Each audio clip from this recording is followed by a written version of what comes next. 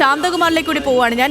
ശാന്തകുമാർ, ഇപ്പോൾ ബൂത്തുകളിൽ നിന്നുള്ള കാഴ്ചകൾ കാണുമ്പോൾ പ്രചരണത്തിലെ ആവേശം അത് ബൂത്തുകളിലും കാണാം.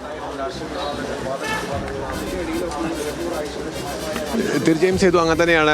സേതു പറഞ്ഞ പോലെ തന്നെ ആ പ്രചരണത്തിലെ ആവേശം പൂർണ്ണമായും ഇപ്പോൾ ബൂത്തുകൾ തന്നെയുണ്ട്. ഞാൻ നിൽക്കുന്നത് ഈ മുക്കട്ട ഗവൺമെൻറ് LP സ്കൂളിലാണ്. ഇവിടെ 4 ബൂത്തുകളുണ്ട്. ഈ 193 മുതൽ 196 വരെയുള്ള ബൂത്തുകളാണ്. ഈ 193 നമ്പർ ബൂത്തിലാണ് ഇപ്പോൾ നിലമ്പൂർ ആയിഷ വോട്ട് ചെയ്യാൻ എത്തിയിരിക്കുന്നത്.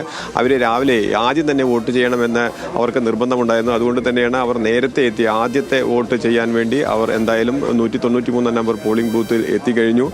അല്പസമയത്തിനകം ഇനി 7 മിനിറ്റും കൂടിയേ ഉള്ളൂ ഈ പോളിംഗ് ആരംഭിക്കുന്നതിന്.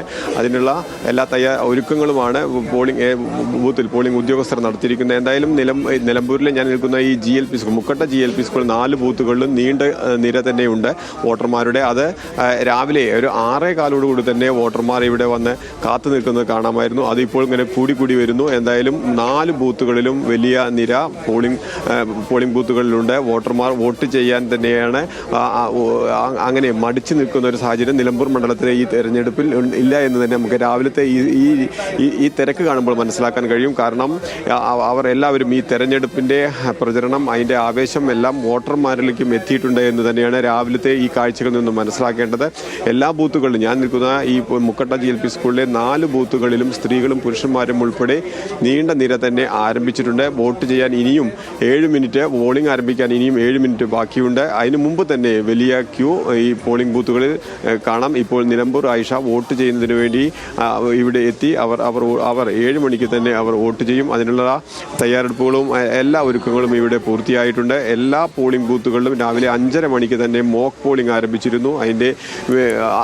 ആ മോക്ക് പോളിംഗിന് മുഴുവൻ രാഷ്ട്രീയ പാർട്ടി പ്രതിനിധികളും പ്രധാനപ്പെട്ട രാഷ്ട്രീയ പാർട്ടികളുടെ പ്രതിനിധികളെല്ലാവരും ആ മോക്ക് പോളിംഗിൽ ഉണ്ടായിരുന്നു. അവർക്ക് ഈ പോളിംഗിലെ വിവരങ്ങൾ എല്ലാം വിവരിച്ച് നൽകാനും ഉദ്യോഗസ്ഥർക്ക് കഴിഞ്ഞു.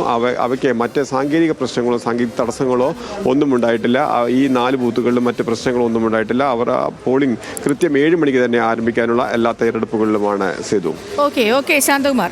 അപ്പം മുക്കട്ട GLP സ്കൂളിലെ 193 നമ്പർ ബൂത്തിലെ കാഴ്ചകളാണ് പ്രിയപ്പെട്ടവരെ നമ്മൾ ഈ സ്ക്രീനിന്റെ ഒരു ഭാഗത്തായി കാണുന്നത്. അത് നിലമ്പൂർ ആയിഷ രാവിലെ വോട്ട് ചെയ്യാൻ എത്തി.